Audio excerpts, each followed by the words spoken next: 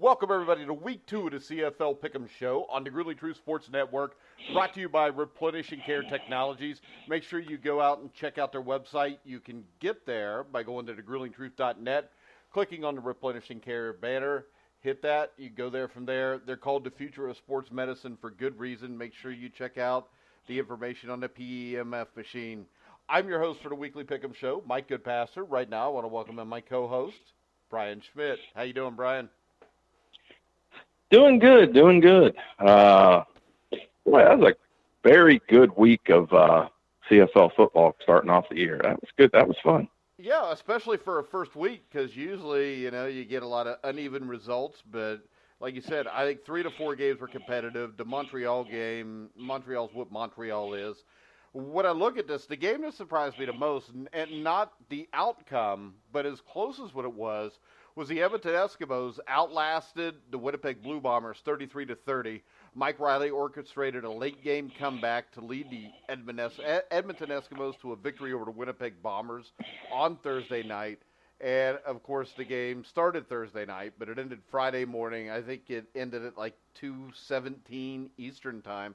And the thing that makes me mad about this whole thing, Brian, it was a hell of a game. And I didn't get to see it all because I was watching it off and on. And I think I even called you when they were in a delay. They came back, started playing. Yeah. I left my chair for like 10 minutes to do whatever my wife commanded me to do. And when I came back, it was like ESPN2 was just on. They were running news. And I checked back about a half hour later. It still is. There's no scroll under the bottom telling me what's going on.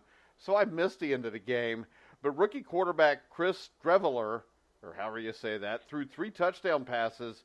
And I think going in, we thought the Blue Bombers, talent-wise, maybe one of the best teams. But when you're missing Matt Nichols for the first month of the season, I thought they would have a hard time scoring points. So my question to you is this. Is this more that Streveler is that good of a quarterback? Or is Edmonton's defense that bad? I'll tell you, I think maybe this is a little A, little B. I think he's maybe a little bit better than we thought. We'll find out as we go. But Edmonton does not have a great defense. But in all fairness, they don't rely. They're one of those. Like you hold them to 27, hold them 30 points. We'll do the rest. That's kind of the way they are. Which, that I thought maybe their defense would be a little bit better this year. But first sample out, not very good. But Give that kid credit. I mean, at quarterback, he played very well. Couple interceptions, but played very smart with the football. I thought their game plan, from again what I was able to watch because it was so spotty. But the game plan was good. They didn't put him in difficult situations. But to flip this coin here. And again, I'm glad that, Mike Riley is where he's at, but you cannot tell me that he would be not one of the top 10 quarterbacks in the NFL. And why is he not there? Again, I'd rather him be in the CFL in some ways, but, this guy is an amazing quarterback, and he showed it again. Just finds a way to get it done. Yeah, and, receiving-wise, Darrell Walker played a great game, 8 receptions, 176 yards. He definitely has the weapons around him, but if that defense doesn't pick it up, it's going to be hard to beat a Saskatchewan or a Calgary that has a defense playing like this. Yeah, and that I think that was coming out of this game what was most disappointing for me. I picked Edmonton to win the Grey Cup, but I felt like their defense was going to be better. And instead, I left this game, scratching my head going, first game sample, this is not what I expected, especially when you're playing a rookie quarterback. You expect a little bit more, and I didn't see it. Edmonton's got to realize, you got to play a little defense, especially with Saskatchewan, with Calgary. You got to have a little bit. And look, Winnipeg, when they get their quarterback back, they're not exactly a slouch on offense. When Nichols comes back, he's pretty darn good. So you've got to be able to play some defense. So that's got to be a concern early on for them. Yeah, and then we transitioned to game number 2 of the week, which was the Saskatchewan Roughriders. Of course, all eyes were on Zach Collaros headed into Friday night's contest. But it was the team's defense that stole the show to me. They only give up 4 points to defending Grey Cup champions. Ricky Ray's the quarterback, and they shut him down. And I think when you look at this team, I picked Saskatchewan to win it all. And I know we're only a week in, but this team is a complete team. And the addition of Charleston Hughes, who made an immediate impact for the Riders. I mean, the reason they shut Ricky Ray down was they had constant pressure on him. He had 3 sacks on Ray in the first half alone. Defensive back Nick Marshall scored a pick 6 late in the contest.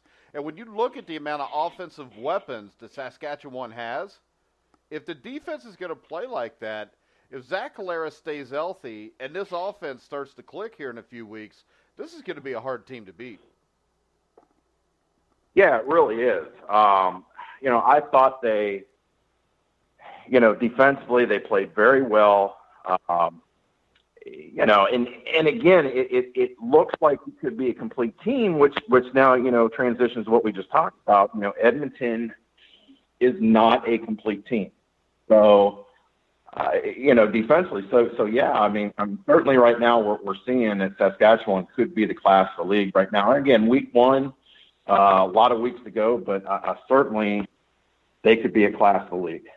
Yeah, and the thing that impressed me is their defense was so good that they completely nullified the running game with James Wilder Jr.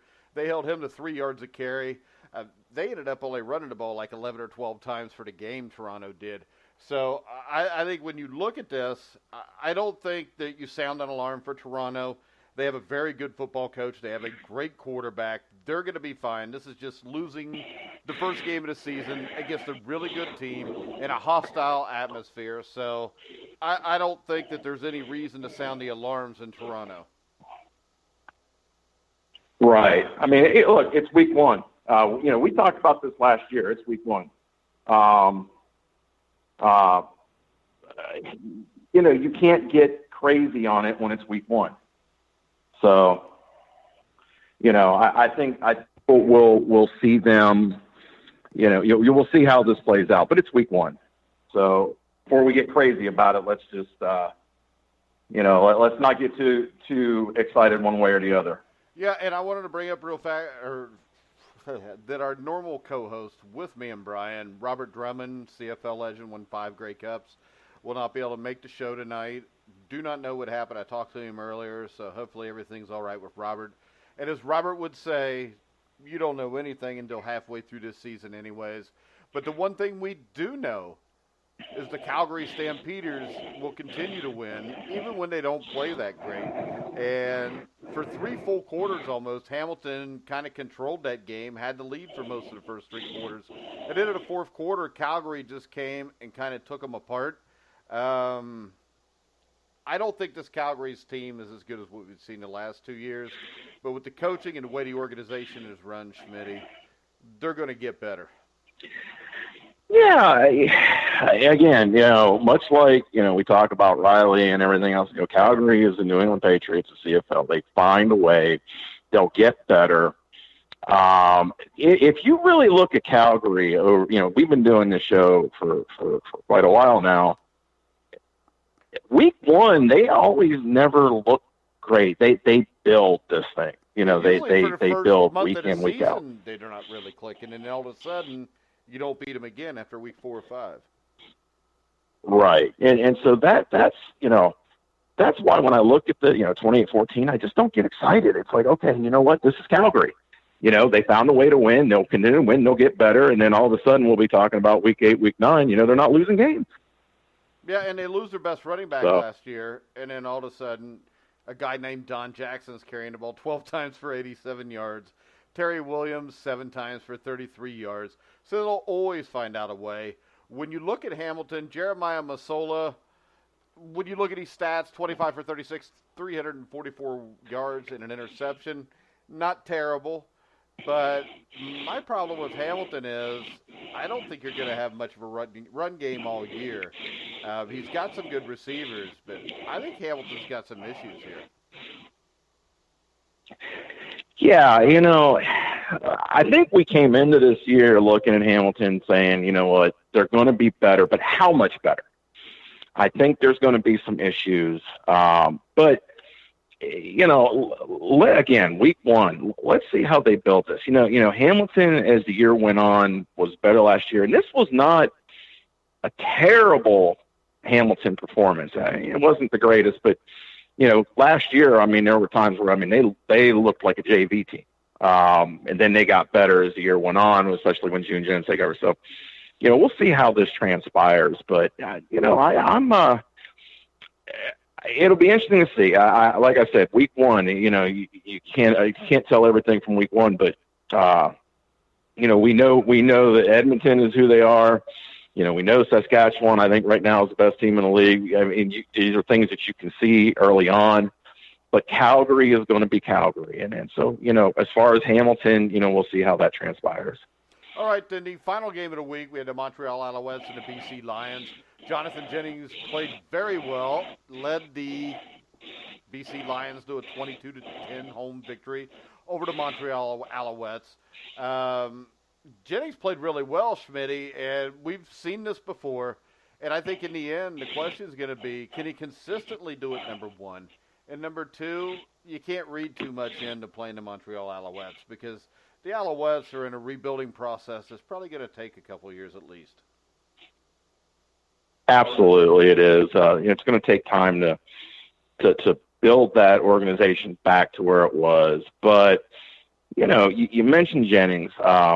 You know, it's a feeling sometimes when you look at a game like this, he lulls you into that security that maybe he's going to be consistent. So from here, you know, we'll see what happens, you know, next week. But, you know, a good performance for BC. Montreal's got to continue to build this thing, but, you know, a good start for them. All right, so we're going to transition. We're going to pick the games. I think we were all undefeated last week, weren't we? I thought that Robert picked Toronto. I think you and I were 4-0. He was 3-1. Yeah, that's why we had to eliminate Robert because he got a game wrong. And me and Schmidt are probably going perfect all year. We'll start off with the Saskatchewan Roughriders at the Ottawa Red Blacks. I know that the Red Blacks are buzzing about their defense, how they think it'll be better. You know, they got Noel Thorpe as the new defensive coordinator. I like Saskatchewan in this game. I think that they are too talented. And I know this is on the road. Ottawa's a tough place to play. But I like Saskatchewan in a close game, Brian. Yeah, I agree. Again, right now they're shown to be, you know, we thought coming in they would be right there at the top. And I think with that game under their belt, even on the road, I think this is one where I could see this being a very close game, but I think Saskatchewan's going to win this. All right, next up, I'll let you go first. This is probably the toughest game to pick. We got the Winnipeg Blue Bombers at the Montreal Alouettes, and I would just like to say, if you're an Alouettes fan, I feel really sorry for you. Yeah, man, how? Yeah, and to be honest with you, coming into week one, if you look to week two, this was one where you thought, hey, Winnipeg, you know, quarterback's out. This might be a shot, but based on what we saw, Winnipeg, I think could win this with me or you at quarterback. So I think Winnipeg's going to win this. With me, maybe, but we've seen you throw. And there's film of this. No, I'm telling you. There's film in Owensboro, Kentucky. Throwing. You know there is. We're going to get the tape out. I'm going to call Owensboro. Hey. We're going to get the tape out, and we're going to watch you throw because it was really scary, Brian. I throw a lot better now, and I can throw a hitch, and I can hand the ball off. So that's all you're going to need against Montreal. I have to see it to believe it. You haven't gotten younger. That's true, but I've gotten better with age. That's highly unlikely. All right. I'm going to pick Winnipeg, too. And, I mean, there's just no reason not to. I do think it may be closer to what we think it will be. I think Winnipeg's quarterback Played a great first game against a bad defense. Montreal's defense might be better than Edmonton's. I think they can stay in the game for 3 quarters, and I think they lose the game something like 27-13. Next up, we've got the Hamilton Tiger Cats at the Edmonton Eskimos.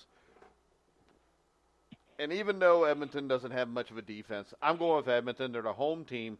I think Hamilton's got issues. I don't think they're as good as they were last year. I'm not a big fan of Jeremiah Masoli. I think he's a solid backup. But as a starter, I don't think he's going to take you deep into November and a run at the Grey Cup. I'm going to go with Edmonton in this one by 2 touchdowns. I'm going to go Edmonton in this too, but now it brings the question with Hamilton is when does it become Johnny Manziel time? How many losses do they have to have before it happens? Because let's be honest, I don't think there are too many people out there that are sitting there, wanting it not to happen. I think a lot of people want to see it happen. So Edmonton's going to win this. It's going to be another kind of nail in the coffin to being, Manziel playing, I think. Well, I think the big problem is June Jones. I know you really think a lot of June Jones, but the thing is this: every place he's been, he's never gotten a team over the hump, Brian. I know Hawaii did. I mean, you got to look at Hawaii. Hawaii was the Sugar Bowl. They got beat by 50 points. That's not really getting over the hump. Well, but you know what? Considering Hawaii had never been in that big of a bowl. I mean, the games that they won at Hawaii. Hawaii was definitely one he got them over the hump, because that was not a program that program was dead in the water when he took it over. Now, yeah, but SMU, no, he never got SMU over there. Yeah, there's a big difference between doing it with a college program and a professional team. And absolutely, there is. When he was a head coach in the NFL, it did not end well. No, it did not. It did not. So that's why it's going to be interesting to see what happens with this. Yeah, I think Sherman at Montreal is going to be a complete bust too. I agree. I'm not a big Sherman fan. June Jones, to me, it's a gimmick offense. We both love to watch it, but we all know in bad weather it doesn't work that well. And it seems like teams like that don't run the ball that well. And they don't have much in the backfield anyways, I don't think. That brings us to they don't. Your pick, which I think this is probably the game of the week. I think there's no doubt it's the game of the week. We got the Calgary Stampeders, who were undefeated, at the defending Grey Cup champion, Toronto Argonauts. Man, this is going to be – I think this is going to be a great game. This is one of those games where I really want to take Toronto, but I can't do it. I got to take Calgary, even on the road. It's so hard for me to not want to take Toronto because it's early in the season. Calgary is vulnerable early in the season, but Calgary just finds a way to win these games. And so I think this is going to be a close game. I think it's going to be a great game. But I think Calgary will pull this one out in the end. All right. I'm going to go with the Argonauts. I wasn't real impressed with Calgary. They're going to go to Toronto. Ricky Ray, I think, has to play better than what he played before. And I really think people don't realize how good the Riders are. I may be wrong in the end on this, but I think you're looking at a Riders team that goes 15-3 or 16-2. I may be crazy. That's if Zach Collaros stays healthy. All right, real quick, I just got this news that popped up. Terrell Owens could possibly be coming to the CFL. According to a report by TSN's Dave Naylor, the Eskimos have added the recent Pro Football Hall of Fame inductee to the negotiation list, opening the door for the 44-year-old to resume his professional football career. Owens hasn't played in the NFL since 2010, but stunned the internet over the weekend when he was timed running a 4.4440 yard dash. You think there's any chance of this?